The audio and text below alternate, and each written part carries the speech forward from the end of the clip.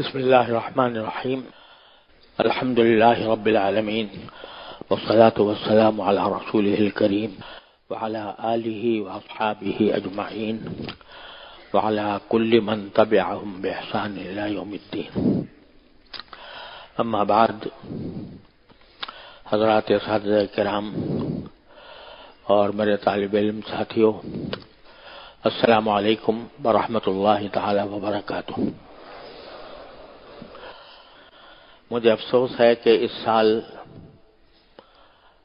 آپ حضرات سے افتتاحی اجلاس کے بعد کوئی بات کرنے کا موقع اجتماعی طور پر نہیں ملا۔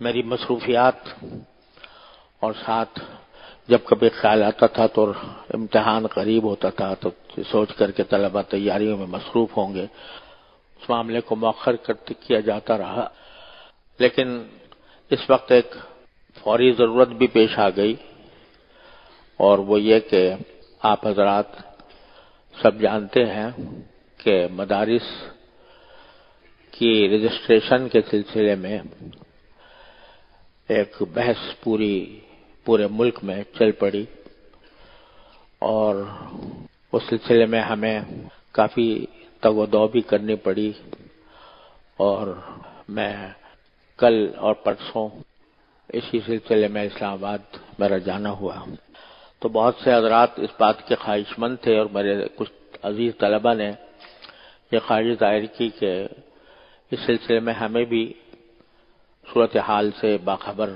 کیا جائے۔ یہ بحث چل رہی ہے کہ مدارس کو سوسائٹیز ایکٹ کے تحت رجسٹر کیا جائے یا وزارت تعلیم کے تحت، تو اس کی صحیح حقیقت آپ حضرات کو بتائی جائے، اور جو اب تک کارروائی ہوئی ہے اس کا کوئی خلاصہ آپ کے سامنے پیش کیا جائے۔ تو میں اس سے پہلے یہ عرض کرنا چاہتا ہوں کہ پہلے یہ سمجھنا چاہیے کہ ہمارے موجودہ مدارس کی حیثیت کیا ہے۔ اصل بات یہ ہے کہ انگریز کے آنے سے پہلے پوری عالم اسلام میں جو نظام تعلیم تھا وہ ایک ہی تھا،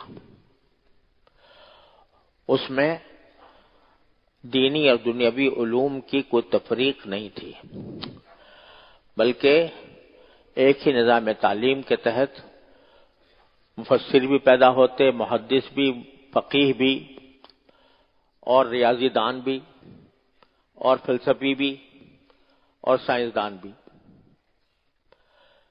مسلمانوں نے علم ریاضی کی جو عظیم خدمت کی ہے، وہ آج بھی دنیا مانتی ہے کہ ریاضی کے معاملے میں سب سے زیادہ خدمت مسلمانوں نے کی ہے، علماء کرام نے کی ہے، اور بہت سے حضرات وہ ہیں کہ جو ایک طرف فقیہ اور محدث بھی تھے، اور ساتھ ہی طبیب بھی تھے، اور سائنسدان بھی تھے، فلسفی بھی تھے۔ علامہ جلال الدین سیوطی رحمۃ اللہ علیہ، جن کی کتاب جلالین ہم پڑھتے ہیں، وہ ان کی کتابیں طب پر بھی موجود ہیں، ان کی کتابیں دوسرے دنیاوی علوم پر بھی موجود ہیں۔ علامہ ابن رشد رحمۃ اللہ علیہ، جو مالکی فقیہ ہیں اور فقہ مالکی کا بہت بڑا مرجع ہے، وہ ایک طرف فقیہ تھے، دوسری طرف بہت بڑے فلسفی بھی تھے۔ امام غزالی رحمۃ اللہ علیہ فقیہ بھی تھے، پوری کتاب موجود ہے ان کی فقہ کے اوپر، تفصیلی کتاب الحاوی، وہ جو امام شافعی رحمۃ اللہ علیہ کے مذہب پر ہے، تو وہ بھی، اور ساتھ ہی وہ آپ جانتے ہیں کہ بڑے فلسفی بھی تھے۔ تو یہ دین و دنیا کی تفریق کے بغیر علوم اس طرح پڑھائے جاتے تھے کہ جس میں جو مسلمان ہو وہ ایک طرف اگر ریاضی دان ہے، سائنسدان ہے، طبیب ہے، تو وہ مسلمان طبیب ہو، مسلمان سائنسدان ہو، مسلمان ریاضی دان ہو، یعنی دین اس کے اندر رچا بسا ہو، اور ساتھ ہی وہ تمام علوم کے اندر بھی ماہر ہو۔ یہ سلسلہ چلا آتا تھا، اس وقت تک جب تک کہ عالم اسلام پر مغربی طاقتوں کی حکومت قائم نہیں ہوئی. لیکن جب انگریز آیا یا مغربی طاقتیں آئیں، ہمارے بر صغیر پر تو انگریز آیا تھا، اور اس سے پہلے ڈچ حکومتیں بھی رہیں یہاں پر، فرانسیسی حکومتیں بھی رہیں، اور دوسرے عرب ممالک میں زیادہ تر فرانس کا غلبہ رہا. تو مغربی طاقتیں جب سیاست پر غالب آئیں تو انہوں نے ہمارے نظام تعلیم کو بالکل تبدیل کر کے اس کو ایک لا دینی نظام بنا دیا، جس میں دین کا کوئی تصور نہیں تھا. یہی ہر جگہ ہوا ہے، اور خاص طور پر بر صغیر کے اندر یہ ایسے کالج قائم کر دیے گئے، ایسی یونیورسٹیاں قائم کر دی گئیں کہ جس میں دین کے علوم کا کوئی پرچھائی نہیں تھی. بس وہ نام کی اسلامیات پڑھا دی جاتی تھی، جس میں نہ طالب علم کو یہ پتا ہوتا کہ نماز کیسے پڑھی جاتی ہے، اور نماز کے کیا احکام ہوتے ہیں، اور طہارت کے کیا احکام ہوتے ہیں، نہ روزے اور نماز، زکوٰۃ اور حج کے احکام کا کچھ پتا ہوتا تھا. وہ ایسی یونیورسٹیاں انہوں نے قائم کر دی. ان یونیورسٹیوں کو قائم کرنے کے بعد ہمارے اکابر علماء حضرت مولانا محمد قاسم نانوتوی رحمۃ اللہ علیہ، حضرت مولانا رشید احمد صاحب گنگوہی رحمۃ اللہ علیہ، اور ان حضرات نے پہلے تو انگریز کا مقابلہ کرنے کی کوشش کی، جس کی وجہ سے سن 1857 کی جنگ میں حضرت نانوتوی رحمۃ اللہ علیہ، حضرت گنگوہی رحمۃ اللہ علیہ، حضرت مولانا رحمۃ اللہ کیرانوی رحمۃ اللہ علیہ، ان حضرات نے باقاعدہ جہاد کیا انگریز کے خلاف، اور اس جہاد کے اندر ایک حصے پر فتح بھی پالی، اور وہاں ان کی حکومت قائم ہوئی. حضرت کیرانے میں اس کی حکومت کا ایک مرکز قائم ہوا، اور وہاں یہ نعرہ بلند ہوتا تھا کہ نام اللہ کا اور حکم اللہ کا، اور ملک اللہ کا، اور حکم رحمت اللہ کا، یعنی حضرت مولانا رحمت اللہ کیرانوی رحمۃ اللہ علیہ کو. اور اسی میں شاملی کے محاذ کے اوپر ہمارے حضرت نانوتوی، حضرت گنگوہی رحمۃ اللہ علیہ نے باقاعدہ شرکت کی، اور ان کا ایک توپ خانہ بھی قبضے میں لے لیا، اور یہ جہاد کا سلسلہ شروع کیا. لیکن مقدرات ہیں کہ وہ جہاد کامیاب نہ ہو پایا، اس معنی میں کہ اس جہاد کے نتیجے میں مکمل فتح نصیب نہ ہوئی، اور انگریز نے سخت تشدد کر کے اس تحریک کو دبا دیا. جب تحریک دب گئی تو اس وقت ہمارے ان حضرات نے یہ محسوس فرمایا کہ اب تلوار کے ذریعے اور جہاد کے ذریعے اس وقت فتح کرنا انگریز کو مشکل ہے. لیکن اس نے جو نظام تعلیم جاری کر دیا ہے، اس نظام تعلیم کی وجہ سے کہیں ہم ایسا نہ ہو کہ ہمارے قرآن و سنت کے علوم وہ ختم ہو جائیں، اور کوئی قرآن پڑھنے والا، حدیث جاننے والا، فقہی مسائل جاننے والا باقی نہ رہے. آواز صحیح آ رہی ہے آپ لوگوں کو؟ جی. تو اس خطرے کے پیش نظر انہوں نے کہا ہم کم از کم اپنے قرآن و حدیث اور فقہ کے علوم کو ہم محفوظ کر لیں کسی طرح. اس غرض کے لیے دارالعلوم دیوبند قائم ہوا. اور دارالعلوم دیوبند کا اصل مقصود کیا تھا؟ اصل مقصود یہ تھا کہ اس غیر ملکی اور غیر مسلم طاقتوں کے اس پلان کو، اس منصوبے کو، کہ ان کے دلوں سے قرآن و حدیث کو کھرچ ہی دیا جائے، اور ان کے سب ایسے ادارے قائم کر دیے گئے ہیں کہ جہاں پر یہ دنیا کی تعلیم حاصل کر کر کے اسی میں مست ہو جائیں گے، اسی میں کھائیں کمائیں گے، اور اسی کے اندر برتری حاصل کریں گے جو کچھ کرنی ہوگی، اور وہ ہمارے ذہنی طور پر ہمارے غلام ہو کر زندگی گزاریں گے. اس کے خلاف ایک تحریک، یہ دیوبند کی تحریک در حقیقت اس کام کے لیے تھی تاکہ اپنے قرآن و سنت کے علوم کو اپنی صحیح شکل میں محفوظ رکھنے کے لیے ادارہ قائم کیا گیا. لہذا اس کا بنیادی نصب العین، اس مدرسے کا بنیادی نصب العین یہ تھا کہ قرآن و سنت کے علوم کو محفوظ رکھا جائے اور ایسے لوگ پیدا کیے جائیں جو قرآن و سنت کے علوم میں ماہر ہوں، لوگوں کو صحیح دینی رہنمائی فراہم کر سکیں. کوئی مسئلہ پوچھے تو وہ مسئلہ اس کو بتا دیں، اور کوئی دینی رہنمائی حاصل کرنا چاہے تو ان سے رہنمائی حاصل کر لے. یہ تھا مقصود در حقیقت مدرسے کا. جب پاکستان بنا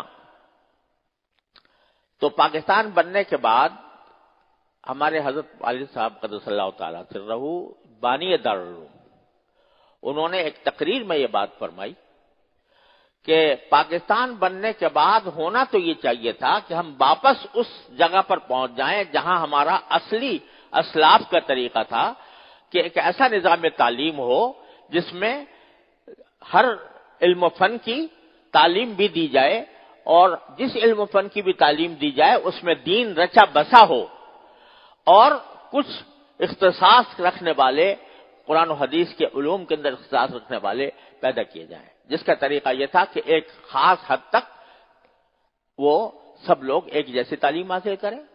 اس کے بعد جو شخص ڈاکٹر بننا چاہتا ہے وہ ڈاکٹر بن جائے، جو انجینئر بننا چاہتا ہے وہ انجینئر بن جائے، جو عالم بننا چاہتا ہے، مفتی بننا چاہتا ہے وہ عالم اور مفتی بن جائے، لیکن سب ہوں دین کے رنگ میں رنگے ہوئے.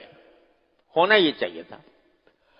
حضرت والد صاحب کا صلی اللہ علیہ وسلم فرماتے تھے کہ ہم نے شروع میں اس کی کوشش کی کہ کسی طرح ایسا نظام تعلیم ملک میں جاری ہو جائے، لیکن چونکہ جو ارباب حکومت تھے وہ اسی نظام تعلیم سے نکل کر آئے تھے جو علی گڑھ کا نظام تعلیم تھا اور جو انگریز نے قائم کیا تھا، لہذا ان کے ذہن اس کو قبول کرنے کے لیے پوری طرح تیار نہیں تھے. جب یہ دیکھا کہ بھی تیار نہیں ہے اور اس کام کے لیے ہمیں بڑی طویل جد و جہد کرنی پڑے گی، پاکستان میں صحیح اسلامی نظام اور صحیح اسلامی نظام تعلیم قائم کرنے کے لیے طویل جد و جہد کرنی پڑے گی، تو ایسا نہ ہو کہ اس طویل جد و جہد میں پھر ہمارا جو گٹھڑی ہے علماء علوم قرآن و سنت کی وہ ضائع ہو جائے. لہذا یہاں پر حضرت والد صاحب قدس اللہ تعالی عنہ یہ دارالعلوم سن 1951 میں قائم کیا. 1951 میں تو اس سے پہلے کوشش یہ رہی کہ شاید ملک کا کوئی ایسا نظام بن جائے کہ جس کے نتیجے میں ہم ایک یکساں نظام تعلیم قائم کر سکیں. نہیں کر سکے تو پھر وہی طریقہ جو دارالعلوم دیوبند کا تھا وہی اب اپنانا پڑے گا. اس لیے یہ دارالعلوم نانکواڑے میں سن 1951 میں قائم ہوا اس غرض سے، اور اس کے بعد پھر الحمدللہ بہت سے سارے ملک میں مدارس قائم ہوتے چلے گئے. اس پس منظر میں آپ دیکھیے کہ ان مدارس کا بنیادی مقصد کیا ہے؟ دین کو اور دین کے علوم کو اپنی صحیح شکل و صورت میں باقی رکھنا، اس کی حفاظت، اس کا تحفظ، ایسے لوگ تیار کرنا جو ان علوم قرآن و حدیث کے حامل ہوں. یہ ہے بنیادی مقصد.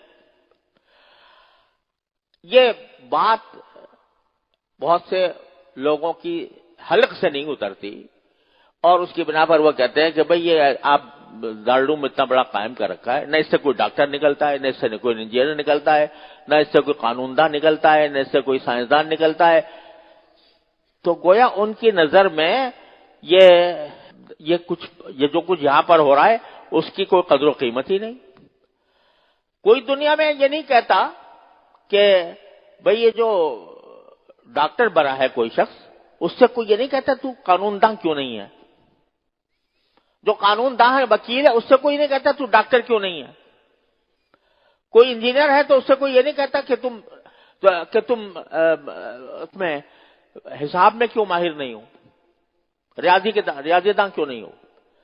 اللہ تعالیٰ نے مختلف شعبے رکھے ہیں اختصاص کے، اور اس مختلف شعبوں کے اندر لوگ اسی شعبے کے اندر علم حاصل کرتے ہیں. تو یہ دارالعلوم یا مدرسے جو ہیں وہ علوم دین کا اختصاص پیدا کرنے والے لوگ پیدا کرنے کے لیے ہوئے ہیں. اس سے اگر کوئی ڈاکٹر نکلنے کے تو معنی کیا ہے؟ یہ ایسے ہی جیسے کوئی میڈیکل کالج سے پوچھے کہ اس میڈیکل کالج سے انجینئر کیوں نہیں پیدا ہو رہے یا قانون داں کیوں نہیں پیدا ہو رہے. ارے بھائی وہ ایک خاص مقصد کے لیے قائم کیا گیا ہے. اسی طریقے سے یہ مدرسہ بھی خاص مقصد کے لیے قائم کیا گیا ہے.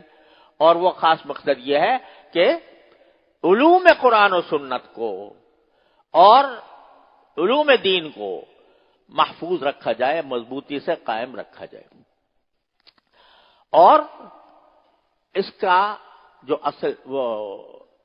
اصل مطبع نظر ہے وہ یہ کہ جب قرآن و سنت کے صحیح علم رکھنے والے موجود ہوں گے اور صرف علم ہی نہیں بلکہ علم کے ساتھ اس علم پر عمل کرنے کا جذبہ رکھنے والے ہوں گے تو انشاءاللہ یہ کبھی کلمہ حق سے باز نہیں رہیں گے.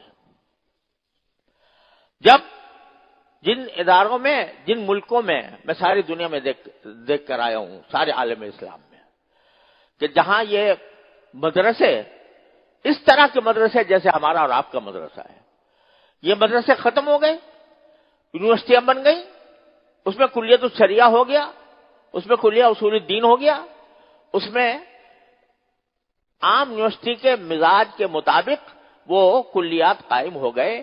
تو اس کے نتیجے میں کیا ہوا کہ ایک تو اللہ بچائے جو مدارس کے اندر جو ذہن سازی کی جاتی ہے اتباع سنت کی، وہ تقریباً مفقود ہو گئی. اتباع سنت کی اور ایک صحیح مسلمان کی شکل و صورت، اس کا حلیہ، اس کا لباس، اس کی زبان، یہ رفتہ رفتہ ختم ہوتی چلی گئی. ہیں علماء لیکن وہ درد دل رکھنے والے جیسے ہمارے مدارس کے دارالعلوم دیوبند کے تھے بہت کم ہیں. الحمدللہ نایاب نہیں ہے، اللہ تعالیٰ کے فضل و کرم سے وہاں پر بھی درد دل رکھنے والے بڑی اچھی تعداد میں موجود ہیں، لیکن ان کا گلا گھونٹ دیا گیا ہے اور کلمہ حق کہنا ان کے لیے مشکل ہو گیا ہے. آپ جا کے دیکھیں بہت سے ممالک ہیں جہاں جمعہ کے خطبے باقاعدہ حکومت کی طرف سے لکھے ہوئے آتے ہیں کہ بس یہ خطبہ آپ کو دینا ہے. میں ایک ملک میں گیا، اتفاق سے جمعہ کا دن تھا، تو وہاں جا کر جمعہ ایک مسجد میں پڑھنے کا اتفاق ہوا. مسلمان ملک جس کی اکثریت، بھاری اکثریت مسلمان، 90% سے زیادہ مسلمان، خطبہ پڑھنے کا، وہاں جمعہ پڑھنے کا اتفاق ہوا. امام صاحب تشریف لائے، خطبہ دیا. خطبے میں اول سے لے کر آخر تک، پہلے خطبے اور دوسرے خطبے ایک ہی موضوع تھا، بادشاہ وقت صدر مملکت کی تعریف اور توصیف اور اس کے کارنامے، اور کوئی لفظ نہیں تھا اس میں. معلوم ہوا کہ وہ خطبہ آیا ہے وہاں سے کہ بھئی یہ پڑھنا ہے تمہیں، یہ خطبہ کہنا ہے. اس طرح کے نظیرے میں آنکھوں سے دیکھ کر آیا ہوں سارے عالم اسلام کے اندر. لیکن الحمدللہ بر صغیر میں اللہ تعالیٰ نے ہمارے ان اکابر علماء کی بدولت یہ بر صغیر کے اندر یہ الحمدللہ یہ فضا نہیں ہے کہ کچھ بھی ہوتا رہے اور ہم گوگے شیطان بن کے بیٹھے رہیں. الحمدللہ یہاں کلمہ حق کہنے والے موجود ہیں. وہ کیوں موجود ہیں؟ ان مدارس کی وجہ سے، مدارس کی تعلیم کی وجہ سے، مدارس کی تربیت کی وجہ سے. الحمدللہ یہاں پر ایسا نہیں ہو سکتا کہ منکرات کے اوپر نکیر نہ ہو. اور ہمارا اصول یہ ہے کہ بھئی ہمارا سیاست سے کوئی تعلق نہیں. کون سی حکومت آ رہی ہے، کون سی جا رہی ہے، اگر اچھا کام کرے گی تو ہم اس کے ساتھ ہیں، اگر کوئی برا کام کرے گی تو ہم اس کو الالعرار اس کو غلط کہیں گے. ہم کسی کے ساتھ ہمیں ضد نہیں ہے، نہ حکومت سے، نہ اپوزیشن سے، نہ کسی پارٹی سے، کسی سے ضد نہیں ہے. ہم دین کے طالب علم ہیں اور دین کی تعلیم ہونے کے واسطے جو حق ہے اس کو حق کہیں گے، جو باطل ہے اس کو باطل کہیں گے۔ یہ مزاج ہے مدارس کا۔ اس مزاج کو کس طرح برقرار رکھا جائے؟ اس مزاج کو برقرار رکھنے کی واحد صورت وہ ہے جو ہمارے اکابر نے دارالعلوم دیوبند میں اختیار کی اور اس کے بعد پھر پاکستان میں بھی اختیار کی۔ وہ کیا؟ حکومت سے ہمیں کوئی امداد نہیں لینی، نمبر ایک۔ حکومت سے ایک پیسہ نہیں لینا۔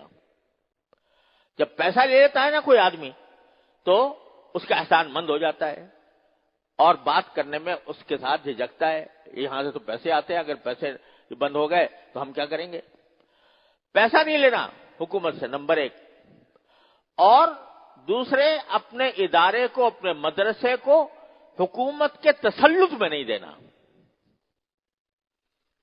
حکومت کے تسلط میں نہیں دینا، آزاد رہ کر، اور جیسا میں نے عرض کیا کہ بغیر کسی ضد کے حق کو حق کہنا، باطل کو باطل کہنا، اور حق کی تعلیم دینا، قرآن و حدیث کی خدمت کرنا، فقہ اسلامی کی خدمت کرنا، یہ مقصد ہے مدرسے کا۔ اگر یہ بات سمجھ میں آ گئی تو پھر اب جب بنیادی ہماری مدرسے کی روح کیا ہوئی کہ نہ ہم حکومت کے محتاج اور نہ ہم حکومت کے خلاف، نہ حکومت کے موافق، ہم حق کے موافق اور باطل کے خلاف ہیں۔ یہ ہے بنیادی روح ان مدارس کی۔ اب اگر فرض کرو کہ یہ مدارس جو ہیں یہ کسی طرح حکومت کے تسلط میں چلے جائیں تو ان کے جو بنیادی مقصد ہے، جو ان کی بنیادی روح ہے، وہ فنا ہو گئی۔ اگر ہم محتاج ہو گئے حکومت کے پیسوں کے، حکومت کے ڈگریوں کے، حکومت کی مختلف چیزوں کے اگر ہم محتاج ہو گئے تو پھر وہ جو ہماری حق کی گواہی ہے وہ متاثر ہوگی۔ یہ ہے بنیادی بات۔ اب اس بنیادی بات کو مد نظر رکھتے ہوئے سمجھیے کہ سوسائٹیز ایکٹ کیا ہے اور وزارت تعلیم کیا ہے۔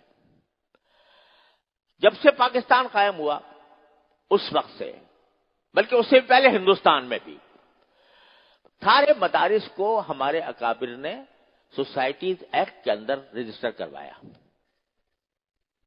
یہ ایسے ہی الرٹ اپ نہیں ہو گیا، اس کے پیچھے ایک فکر تھی۔ فکر یہ تھی، سمجھو کہ سوسائٹیز ایکٹ کیا ہے۔ سوسائٹیز ایکٹ جو ہے ایک قانون ہے جس میں یہ لوگوں کو آزادی دی گئی ہے کہ آپ وہ کسی بھی مقصد کے لیے کوئی ادارہ بنا لیں، کوئی انجمن بنا لیں، غیر سیاسی انجمن، غیر سیاسی ادارہ۔ اس میں تعلیم بھی ہو سکتی ہے، اس میں فنون لطیفہ بھی ہو سکتے ہیں، اس میں ادب بھی ہو سکتا ہے، اس میں شاعری بھی ہو سکتی ہے، اس میں اللہ بچائے موسیقی اور موسیقی آلات کی انجمن بھی ہو سکتی ہے۔ مطلب کوئی ایسا غیر سیاسی پرائیویٹ ادارہ کہ جو کسی خاص مقصد کے تحت کام کیا گیا، وہ اس کے تحت اس کو رجسٹر کر لیا جاتا ہے۔ رجسٹر کرنے کا معنی یہ ہے کہ اس کو تسلیم کر لیا گیا کہ یہ کوئی غیر قانونی چیز نہیں ہے۔ بس اتنا مقصد ہے سوسائٹی ایکٹ کا۔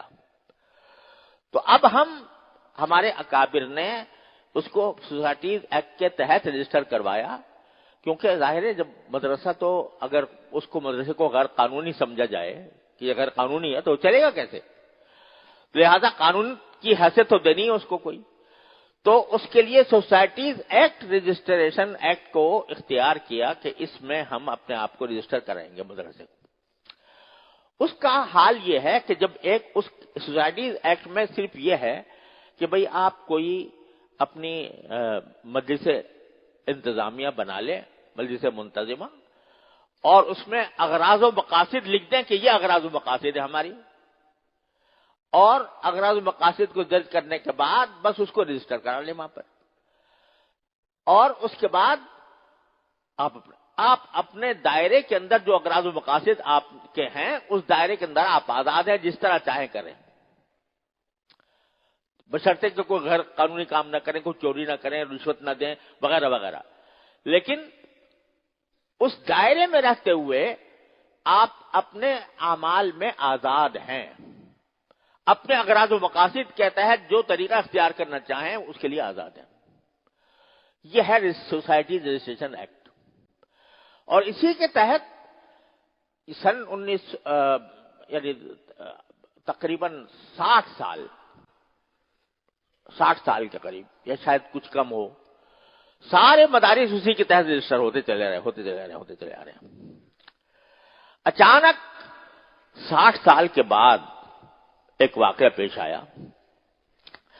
واقعہ کیا پیش آیا، میں اس کا پس منظر عرض کروں کہ جب تک مدرسے تھے چھوٹے موٹے، کہیں دیہات میں کہیں شہر میں، کہیں نہ ان کی کوئی بہت بڑی عمارت تھی، نہ ان کا کوئی بہت بڑا طلبہ کی تعداد تھی، نہ اس میں کوئی بہت زیادہ انتظامات تھے، تو اس وقت چلو یار یہ مولوی ملا جو کچھ کر رہے ہیں کرنے دو ان کو۔ لیکن اس کے بعد جب افغانستان کا جہاد پیش آیا تو اس وقت کان کھڑے ہوئے ساری مغربی طاقتوں کے، وہ یہ کہ یہ سارے جو طالبان افغانستان ہے یہ سارے کہاں سے آئے، یہ ہیں بھائی کہاں سے آئے؟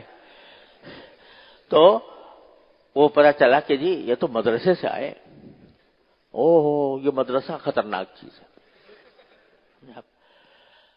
تو اقبال نے تو پہلے ہی کہا تھا کہ افغانیوں کے غیرت دین کا ہے یہ علاج، ملا کو ان کے کوہ دمن سے نکال دو۔ ملا جب تک ہے اس وقت تک ہمارے مقاصد کامیاب نہیں ہو سکتے، لہذا یہ بات دماغ میں بیٹھ گئی۔ جو دنیا کے کار پرداز ہیں ان کے دل میں آ گیا کہ یہ ملا خطرناک چیز ہے۔ پہلے ہم سمجھ رہے تھے کہ یہ مسجد تک محدود ہے، تھوڑا بہت قرآن پڑھا دیا، کوئی حفظ کرا لیا، یہ اس حد تک محدود ہے بیچارہ، چل رہے گا تو اس کو، لیکن یہ تو خطرناک مخلوق ہے، یہ پتہ نہیں کیا انقلاب برپا کر دے، لہذا اس کو کسی طرح باندھو، اس کو باندھو کسی طرح۔ اس کا پہلا قدم یہ ہے کہ رجسٹریشن بند، سوسائٹیز ایکٹ کے تحت رجسٹریشن بند۔ کیا معنی اس کے کہ اس کا قانونی وجود تسلیم نہیں، کیونکہ یہ میں آپ سے آج سے 20-25-30 سال پہلے کی بات کر رہا ہوں کہ رجسٹریشن بند کر دیا گیا، اب کوئی مدرسہ رجسٹر نہیں ہوگا۔ رجسٹر نہ ہونے کا کیا معنی کہ اس کا کوئی قانونی وجود نہیں ہے، کیونکہ قانونی وجود نہیں ہے لہذا بینک میں اکاؤنٹ نہیں کھول سکتے۔ بینک میں اکاؤنٹ تو وہ اس کا کھلے گا جس کا کوئی قانونی وجود ہو، نہیں کھل سکتا۔ اور اس میں کہیں بیرونی غیر ملکی طلبہ، ان کو غیر ملکی طلبہ کو ویزا نہیں دیا جائے گا، نہیں حاصل ہو سکتا، نہیں شریک ہو سکیں گے۔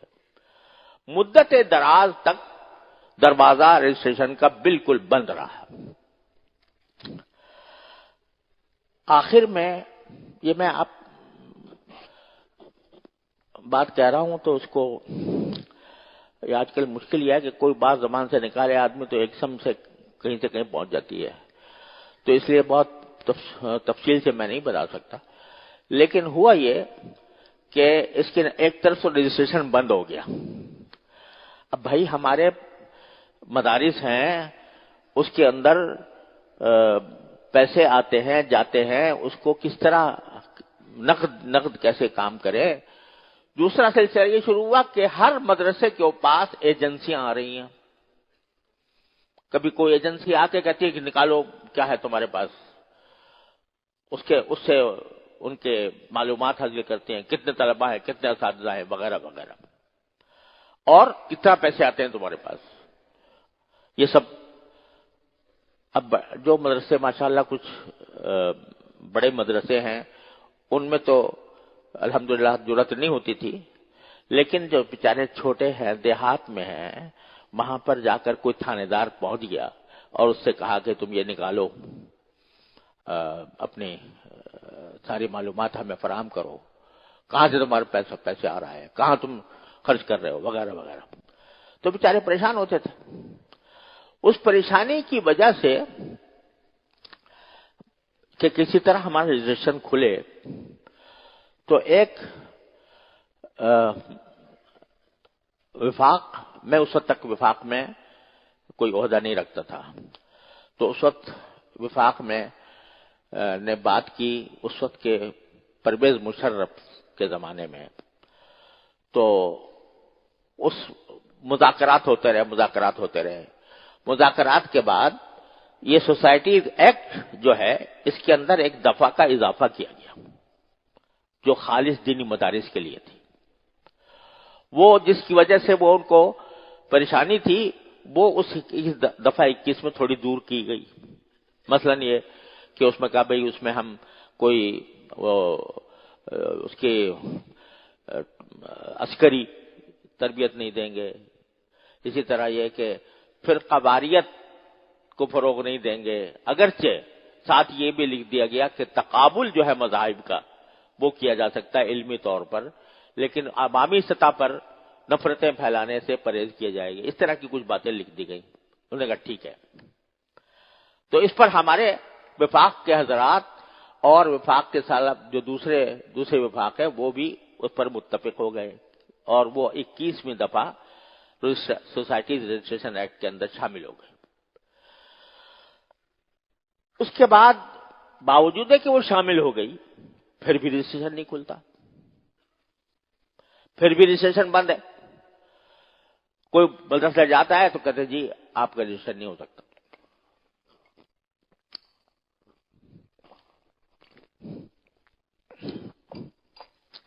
آخر کار انتہائی شدید دباؤ کے نتیجے میں یہ کہا گیا کہ اچھا آپ ایسا کرو کہ آپ تو ایک تعلیمی ادارہ ہے، لہذا اس کو وزارت تعلیم کے اندر رجسٹریشن کرا لو بجائے سوسائٹیز ایکٹ کے۔ اس پر بات چیت شروع ہوئی۔ میں اس وقت تک وفاق سے باہر تھا، لیکن اب وہ اس میں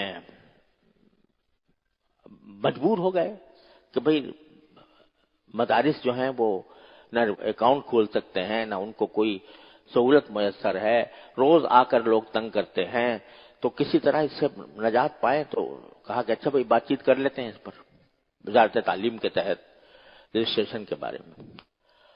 اس مرحلے پر وفاق نے مجھے یہ ذمہ داری سونپی کہ آپ مذاکرات کرو، تو میں اس مذاکرات میں شامل ہوا۔ میری رائے شروع سے یہ نہیں تھی کہ ہم وزارت تعلیم کی طرف جائیں، لیکن بہرحال ایک مصیبت میں گرفتار تھے مدارس، تو میں نے کہا چلو، تو ہم ان کے ساتھ مذاکرات کیے ہم نے مدتوں۔ اس مذاکرات کے دوران ایک مرحلہ ایسا آیا کہ اس مرحلے پر ایک مفاہمتی یادداشت تیار کی گئی۔ وہ کوئی معاہدہ نہیں تھا باقاعدہ، بلکہ مفاہمتی یادداشت تھی، جس کو انگریزی میں MOU کہتے ہیں، میمورینڈم آف انڈرسٹینڈنگ، یعنی مفاہمتی یادداشت۔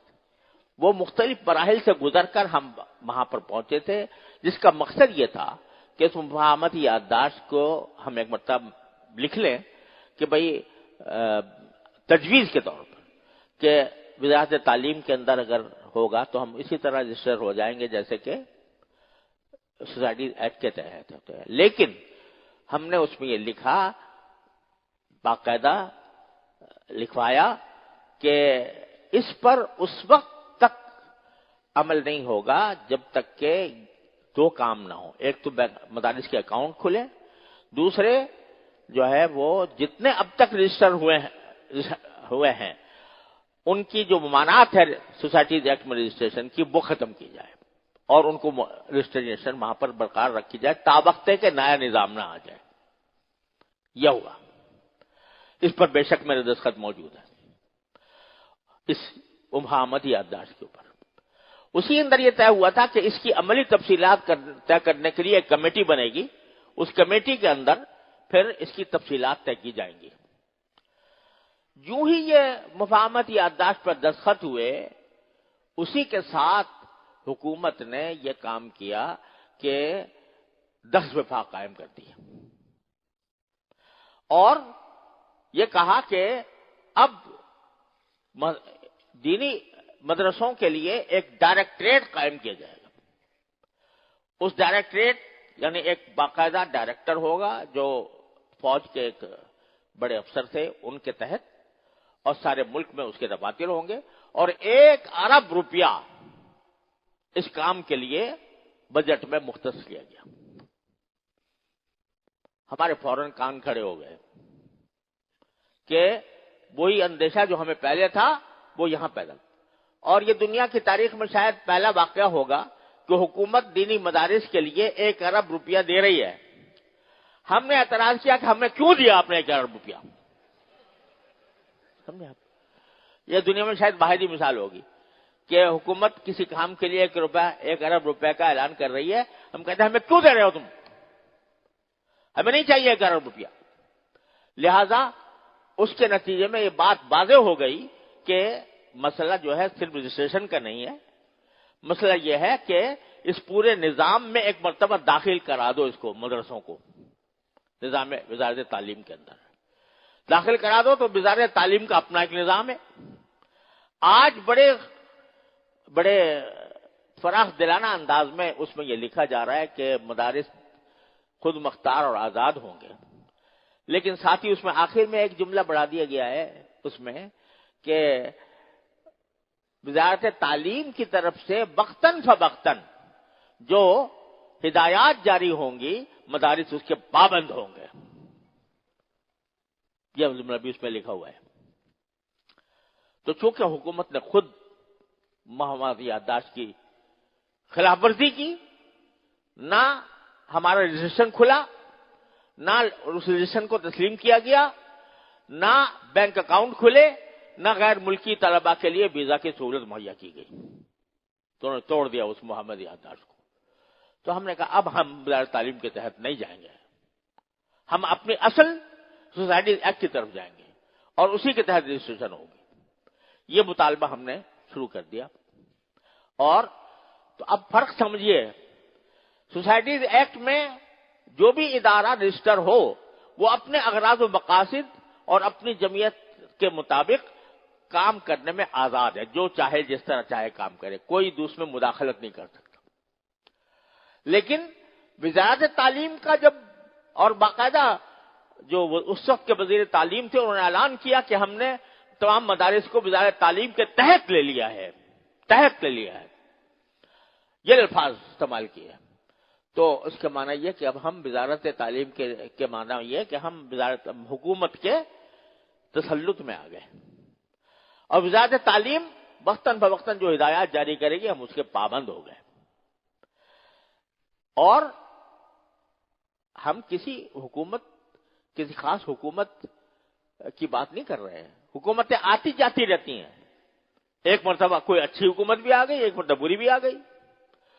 وہ لوگ بھی آ گئے جنہوں نے علل اعلان یہ بات کہی کہ مدرسے جو ہیں جہالت کی یونیورسٹیاں ہیں، اور یہ کہتے ہوئے بھی اللہ کے بندے کو یہ خوف نہیں آیا اللہ کا، یہ کہتے ہوئے کہ اس میں صرف یہ پڑھایا جاتا ہے کہ مرنے کے بعد کیا ہوگا. الیاذ باللہ.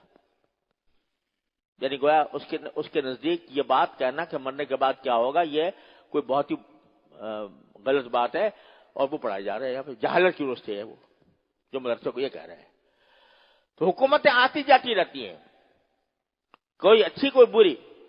ہم کسی قیمت پر نہیں چاہتے کہ مدارس جو ہیں وہ حکومت کے ماتحت ہو جائیں اور ہمارا وہی حشر ہو جو میں پورے عالم اسلام میں دیکھ کر آیا ہوں کہ وہاں پر حق گوئی کی سزا جیل ہے، تشدد ہے، اور اس کا آدمی کی زندگی کو خطرہ ہے حق گوئی کے. اس لیے ہم کسی قیمت پر نہیں چاہتے اور اس کو انشاءاللہ برداشت نہیں کریں گے کہ مدارس کو حکومت کا ماتحت بنا دیا جائے، حکومت کے زیر انتظام بنا دیا جائے. اب یہ بڑے باتیں کی جا رہی ہیں کہ صاحب دیکھو جو وزارت تعلیم کے ساتھ چلے گئے تھے وہ ان کی لوگ جو ہیں وہ کمیشن پا لیا، انہوں نے وہ فوج کے بریگیڈیئر بن گئے، کرنل بن گئے. مبارک ہو بھائی، تم کرنل بریگیڈیئر بن گئے. لیکن یہ کہ مدرسہ اس کام کے تو نہیں تھا کہ کرنل بریگیڈیئر پیدا کرے. مدرسہ اس کام کے تو نہیں تھا. کرنل بریگیڈیئر پانے والے تو بہت سارے کیڈٹ کالج ہیں وہاں تیار ہو رہے ہیں. تم تو اس کام کے لیے تھے کہ بھئی تم دین کے علمبردار بنو, دین کے عالم بنو. تو کسی عالم کو اگر یہ کہا جائے کہ یہ بہت اچھا ڈاکٹر ہے تو یہ در حقیقت عالم کی توہین ہے. حضرت حافظ ابن حجر رحمۃ اللہ علیہ فرماتے ہیں کہ من مدح بغیر علم ہی فقد وقص, جس کو اس کے اپنے علم کے علاوہ کسی اور بات سے تعریف کری جائے اس کی گردن توڑ دی گئی. ایک علامہ فہامہ ہے, علامہ سیوطی ہیں رحمۃ اللہ علیہ, وہ ساری دنیا انہوں نے سارے جہان بھر دیا اپنی کتابوں سے, تالیفات سے. 40 سال کی عمر کے اندر, 40 سال کی عمر میں پھر تخلیل عبادہ, پھر 40 سال کی عمر کے بعد عبادت کے لیے اپنے آپ کو وقف کر دیا تھا. 40 سال کے اندر کتابیں بھر گئے, حدیث کیا, تفسیر کیا اور فقہ کیا, ہر چیز کے اوپر. انہوں نے ایک کتاب چھوٹی سی طب بھی لکھی ہے. تو کوئی آدمی کہا بھائی علامہ سیوطی بڑے زبردست طبیب تھے. تو یہ ان کی تعریف نہیں ہے, ان کی تنقیص ہے. من مدح بغیر فنہ فقد وقص, جو اپنے فن کے علاوہ کسی اور فن میں اس کی تعریف کی جائے تو اس کی گردن توڑ دی گئی. ہمارے حضرات جو ہیں اکابر علماء دیوبند, وہ ماشاءاللہ اصل تو ان کا فن علم تھا نا, اور ان کا اخلاق تھے, ان کے اعمال تھے. کوئی کہے بھائی وہ شاعر بہت زبردست تھے, تو یہ ان کی تعریف نہیں ہے بلکہ مذمت ہے, کیونکہ اصل علم کے بجائے آپ کسی اور طرف اس کو. تو ٹھیک ہے اگر کوئی ہو گیا کوئی مدرسے کا طالب, ہم اس کے لیے بھی یہ سوچتے ہیں کہ اگر مدرسے کے لیے ایک مرتبہ علم صحیح حاصل کر کے اور عمل کی زیور سے آراستہ ہو کر اگر کسی جگہ کوئی جاتا ہے تو ہمیں اچھی کوئی بات نہیں, چلا جائے. لیکن مدارس کا مقصد یہ بنا لیا جائے کہ یہاں سے ڈاکٹر پیدا ہوں گے, یہاں سے انجینئر پیدا ہوں گے, یہاں سے لائر پیدا ہوں گے, یہ بالکل قلب موضوع ہے. لہذا یہ ہمیں کسی قیمت پر گوارا نہیں ہے. اور وزارت تعلیم میں آنے کے بعد ہم پھر مجبور, دیکھو اس وقت بڑے خوبصورت الفاظ لکھے ہوئے ہیں اس میں کہ مدارس اپنے کام میں آزاد ہوں گے, خود مختار ہوں گے. لیکن جب کسی کو شکار کیا جاتا ہے تو ایک دم سے نہیں کر لیا جاتا, اس کو کچھ دانہ ڈالا جاتا ہے. شروع میں دانہ ڈال کے جب وہ اس کا عادی بن جاتا ہے تو پھر رفتہ رفتہ اس کو گھیرے میں لے لیا جاتا ہے. تو یہ آغاز ہے ہماری نظر میں, اللہ نہ کرے اس کے خلاف ہو, ہمیں خوشی ہوگی, لیکن یہ حقیقت میں ہم آغاز سمجھتے ہیں اس کو کہ یہ آغاز ہے, اور اس کے نتیجے میں مدارس بالآخر وزارت تعلیم کے ذریعے حکومت کے زیر دست ہو جائیں گے. پیسے بھی دیے جا رہے ہیں.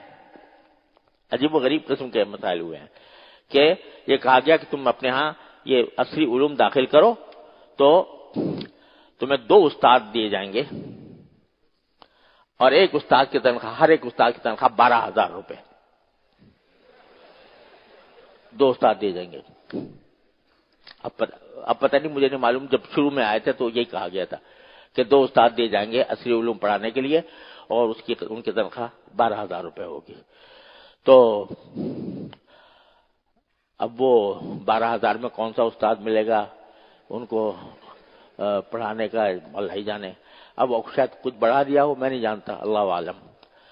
ہم کہتے ہیں ہم عصری علوم پڑھائیں گے, پڑھا رہے ہیں جتنی ہم ضرورت سمجھتے ہیں, اس لیے نہیں کہ ان کو ڈاکٹر بنانا ہے, ان کو انجینئر بنانا ہے, ان کو سائنسدان بنانا ہے, اس لیے کہ تاکہ عالم موجودہ دنیا کے حالات سے پوری طرح باخبر ہو, اور باخبر ہونے کی وجہ سے جب کہیں جائے تو اس کی بات مؤثر ہو, وہ دعوت کا کام مؤثر طریقے سے انجام دے سکے. اس لیے ہم پڑھاتے ہیں.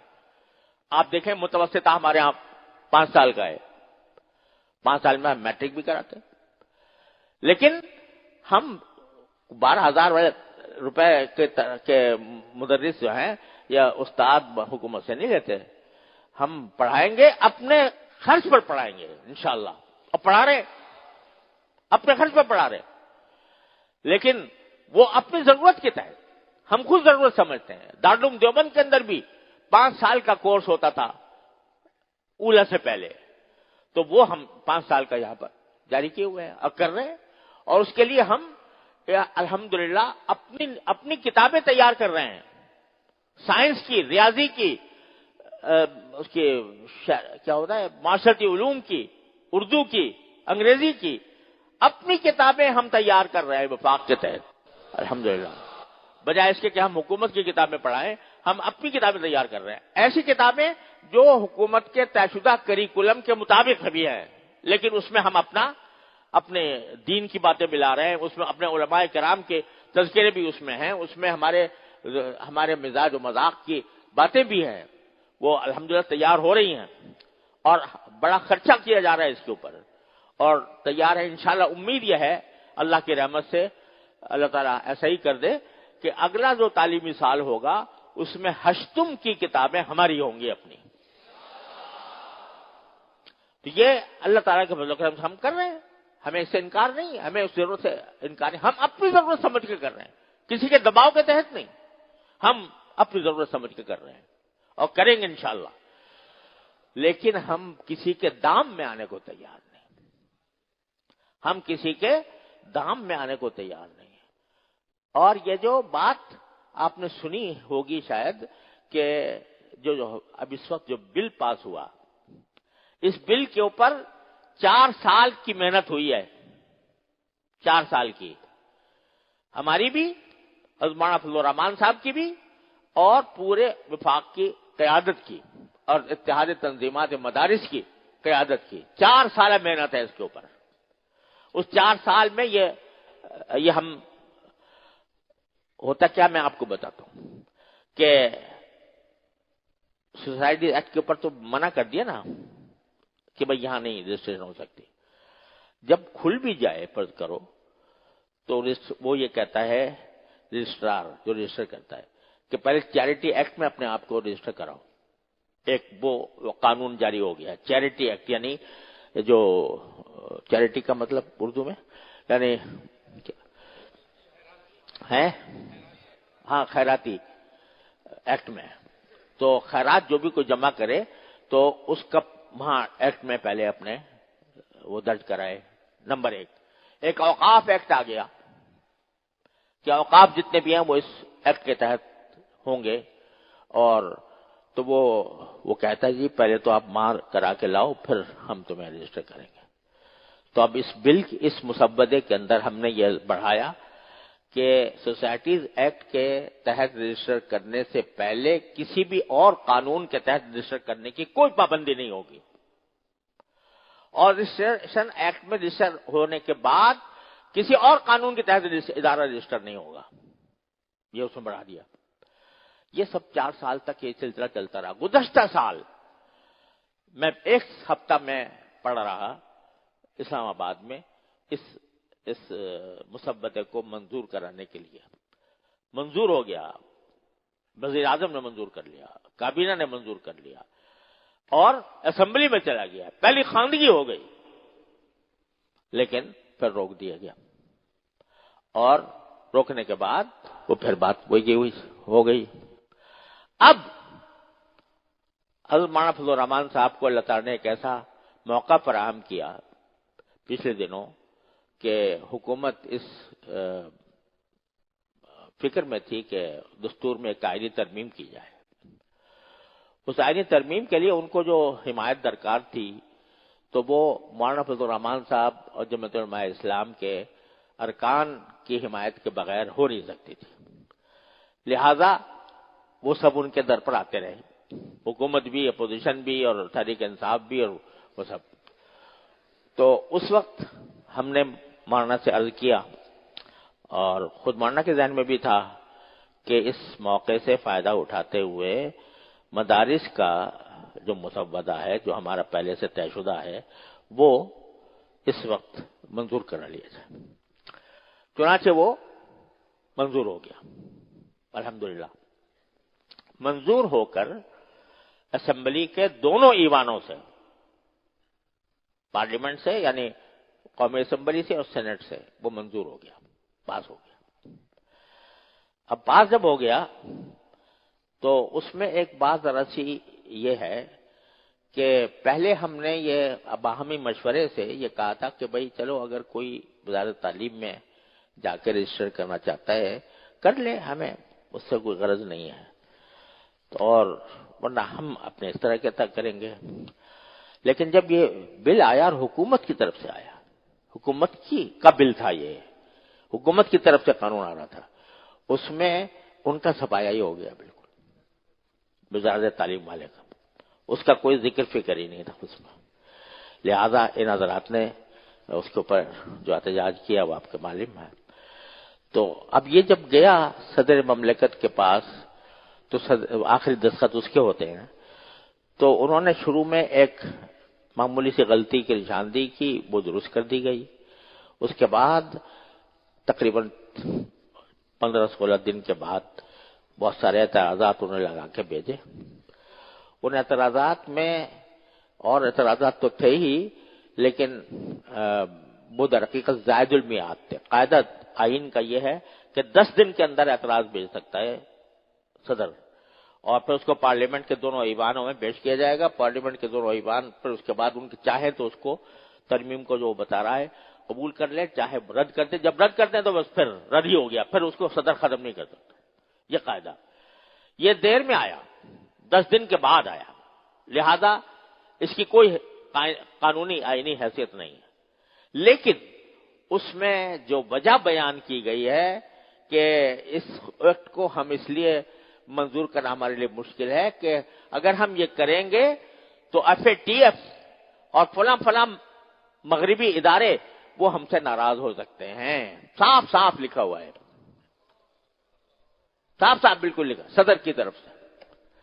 اب دیکھو کہ وزارت تعلیم کے تحت جو رجسٹر ہو رہے تھے یا ہو رہے ہیں یا ہو گئے ہیں، ان سے تو FATF کو کوئی خطرہ نہیں ہے،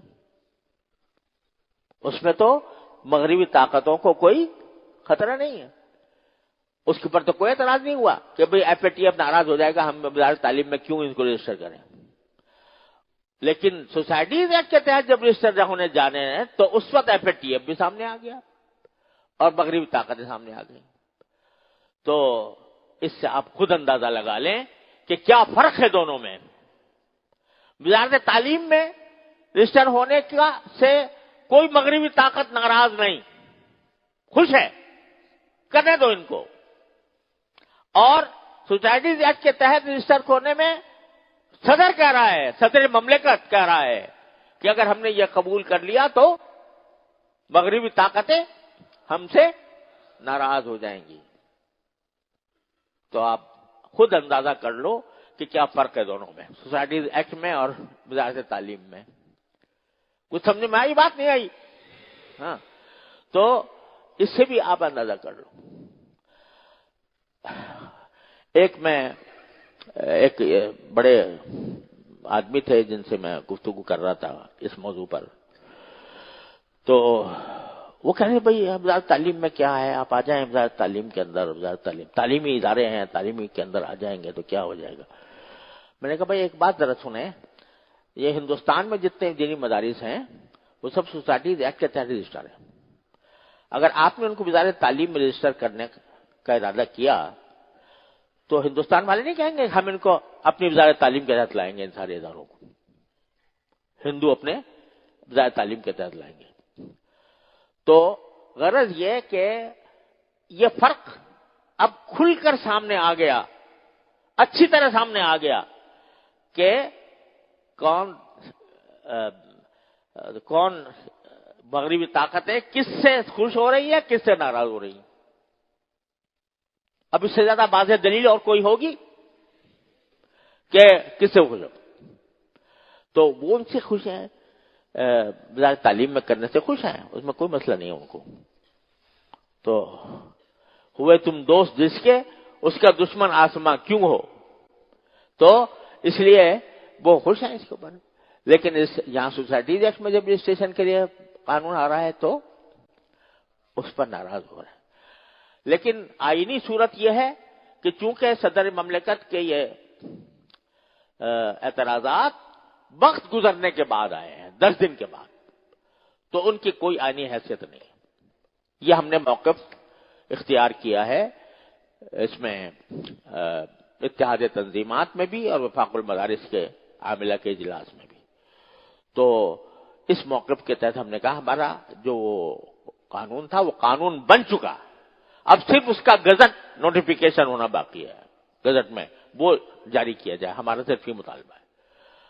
البتہ اگر حکومت بیچ میں حکومت نے کچھ مذاکرات بھی کیے، ہم سے بھی ہوئے، مولانا سے بھی ہوئے، مولانا سے ہمارا رابطہ بھی رہا، تو اس میں کچھ ترمیم چاہتے تھے کہ اس میں تھوڑی ترمیم یہ ہو جائے کہ جو وہاں رجسٹر ہوئے ہیں ان کو بھی رجسٹر تسلیم کر لیا جائے، یعنی اس میں ان کی نفی نہ ہو، ان کے بھی تسلیم کر لیا جائے. ہمیں اس پر کوئی خاص اعتراض اس لیے نہیں کہ چلو ٹھیک ہے، دنیا دیکھ لے گی کہ ادھر جو جا رہے ہیں وہ کہاں جا رہے ہیں، ادھر جا رہے ہیں وہ کہاں جا رہے ہیں، تو کر لیں کچھ. لیکن ہماری آئینی پوزیشن یہ ہے کہ اس وقت کا جو بل ہے وہ ایکٹ بن چکا، قانون بن چکا، لہذا اب اس کو گزٹ کرنا ہے. اگر کوئی آپ ترمیم لانا چاہتے ہیں تو بعد میں لے آئیں، ہم اس پر غور کر لیں گے. یہ صورتحال ہے جو میں جس سے آپ کو باخبر کرنا چاہتا تھا. سمجھ میں آئی بات؟ نہیں آئی؟ اچھا، اب جو نتیجہ جو ہم اس سب سے نکل رہا ہے وہ یہ کہ مدرسے کی روح کو ہم ہر قیمت پر برقرار رکھنا چاہتے ہیں اور انشاءاللہ رکھیں گے. ہمیں کسی رجسٹریشن کی ضرورت نہیں ہوتی، لیکن کیونکہ بہرحال ہمیں اس دنیا میں رہنا ہے تو ہم رجسٹریشن کی حد تک ہمیں کوئی اعتراض نہیں، بشرطے کہ رجسٹریشن ہمارے گلے میں توق بن کر نہ ڈالا جائے، جس کے نتیجے میں ہم اپنے علوم قرآن و سنت کو صحیح طریقے سے پڑھانے کے راستے میں ہماری رکاوٹ بن جائے. بس یہ ہماری اتنی خواہش ہے اور انشاءاللہ اللہ کے رحمت سے پوری ہوگی. یہ مدرسہ قائم رہے گا اور ہمیشہ قائم رہے گا انشاءاللہ. ہمارے بزرگوں کی امانت ہے، اس امانت کو ہم اس طرح ضائع نہیں کر سکتے.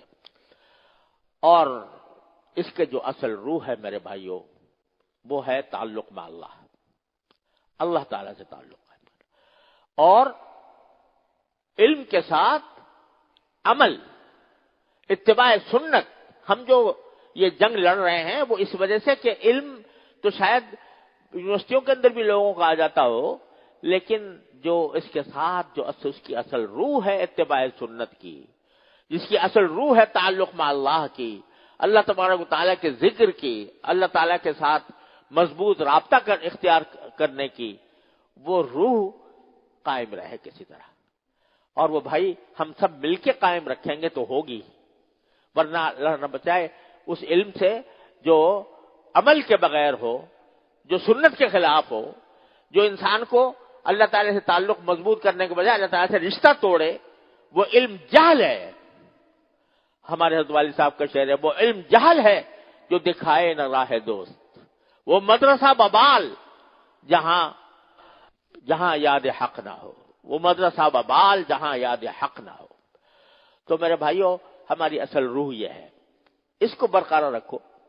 آپ کو میں نے بتا تو دیا یہ سب کچھ، آپ اس بحث میں مت پڑو، آپ اپنے کام میں لگے رہو، پڑھنے میں، محنت کرنے میں اپنی جان لگاؤ اور اس کے اندر مصروف رہو. مدرسوں کے چوکیدار بیٹھے ہیں الحمدللہ، تو اس لیے آپ اپنے کام میں لگے رہو، آپ اطمینان سے کام میں لگو، اپنے اسباق صحیح طریقے سے پڑھو، حاضری وقت پر دو اور مطالعے اور تکرار کا اہتمام کرو. اب ویسے بھی امتحان کا زمانہ آنے والا ہے، تو آپ اب دنیا سے آنکھیں بند کر کے آپ اطمینان کے ساتھ اپنے کام میں لگے رہو، محنت کرو، مطالعہ کرو، تکرار کرو، اپنی زندگی کو اسی کام کے لیے وقف کر دو. اور یہ سمجھو کہ یہ تم ایک جہاد کر رہے ہو، ایک جہاد ہے. یہ جہاد اس لیے ہے کہ اس وقت طاغوتی طاقتیں عالم اسلام کے اوپر ہر طرف سے حملہ آور ہیں، ہتھیار سے بھی، افکار سے بھی، اپنے فلسفوں کی وجہ کے ذریعے بھی ہر طرح سے حملہ آور ہے۔ ہمیں اس حملے کا مقابلہ کرنے کے لیے اپنے آپ کو تیار کرنا ہے، علمی اعتبار سے تیار کرنا ہے، فکری اعتبار سے تیار کرنا۔ وہ اسی وقت ہوگا جب آپ اپنی تعلیم کے اوپر پوری توجہ دو گے اور فضول کاموں سے اپنے آپ کو محفوظ رکھو گے اور اتباع سنت کا اہتمام کرو گے۔ نماز باجماعت کا میں بار بار کہتا رہتا ہوں آپ سے، نماز باجماعت کا اگر اہتمام نہیں کرو گے تو کیسے برکت آئے گی؟ حضرت فاروق اعظم فرماتے ہیں کہ جو شخص نماز کو ضائع کرے اس کے سارے کام ضائع ہیں، بیکار ہے۔ اس کا اہتمام کرو اور اپنے اساتذہ کرام کے ہدایات کے مطابق زندگی گزارو اور اتباع سنت کو اپناؤ۔ اتباع سنت میں ہی ساری صلاح اور فلاح ہے، اتباع سنت ہی سارا دین ہے، اتباع سنت ہی در حقیقت ہماری کامیابی کا راز ہے۔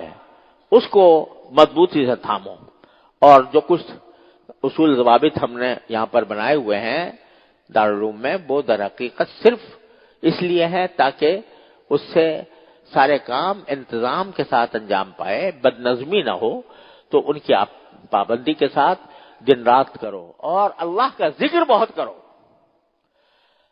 دیکھو اللہ کے ذکر میں بڑی طاقت ہے۔ آپ نماز پڑھنے سبق پڑھنے جا رہے ہو تو راستے میں وقت بیکار گزر رہا ہے، اس پر اپنی زبان کو تر رکھو اللہ کے ذکر سے، سبحان اللہ والحمدللہ ولا الہ الا اللہ واللہ اکبر ولا حول ولا قوت الا باللہ العلی العظیم، درود شریف۔ کیا مشکل ہے اس میں؟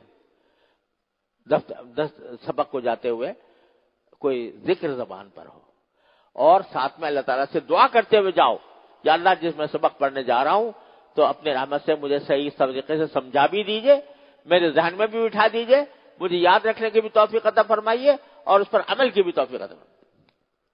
یہ کہتے ہوئے جاؤ، ذکر کرو، اللہ سے رابطہ قائم کرو، اللہ سے رجوع کرو اور اس سے مانگتے رہو، مانگتے مانگتے جاؤ، پھر دیکھو کیا برکات نازل ہوتی ہیں انشاءاللہ۔ پہلے بھی میں نے آپ سے بات کہی تھی لیکن پتہ نہیں کتنا عمل ہوا کتنا نہیں ہوا۔ یہ ذکر جو ہے نا، یہ ایسی چیز ہے، حضرت گنگوہی رحمۃ اللہ علیہ فرماتے ہیں کہ کتنا ہی بے دلی سے ہو لیکن یہ اپنے فائدے سے خالی نہیں ہوتا۔ الذین یذکرون اللہ قیاما وقعودا وعلی جنوبہم، کھڑے بھی، بیٹھے بھی، لیٹے بھی اللہ جل جلالہ کے ذکر زبان پر رہے ہیں۔ حضور اقدس صلی اللہ علیہ وسلم افضل اعمال کے بارے میں کسی نے پوچھا تو آپ نے فرمایا ان یکون لسانک رطبا بذکر اللہ، تمہاری زبان اللہ کے ذکر سے تر رہنی چاہیے، ہر وقت تمہاری زبان پر اللہ کا ذکر ہونا چاہیے۔ یہ ہے روح ہمارے سارے ان مدارس کی، یہ ہے روح ہمارے سارے نظام تعلیم کی۔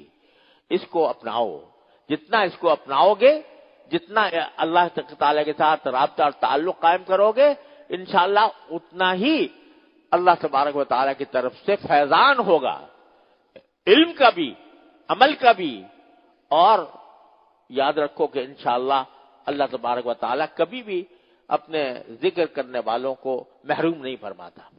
والذاکرین اللہ کثیرا والذاکرات، اللہ کو کثرت سے یاد کرنے والے، مرد اللہ کو کثرت سے یاد کرنے والی عورتیں، چلتے پھرتے اٹھتے بیٹھتے زبان پر کوئی ذکر رکھا کرو اور تعلیم کو اہتمام کے ساتھ صحیح نیت سے اللہ کو راضی کرنے کی نیت سے قائم رکھو، انشاءاللہ کوئی تمہارا بال بیکا نہیں کر سکے گا اللہ کے رحمت سے۔ اللہ تعالیٰ اپنے رحمت سے ہمارے ان کلمات کو اپنے بارگاہ میں شرف قبول عطا فرمائے۔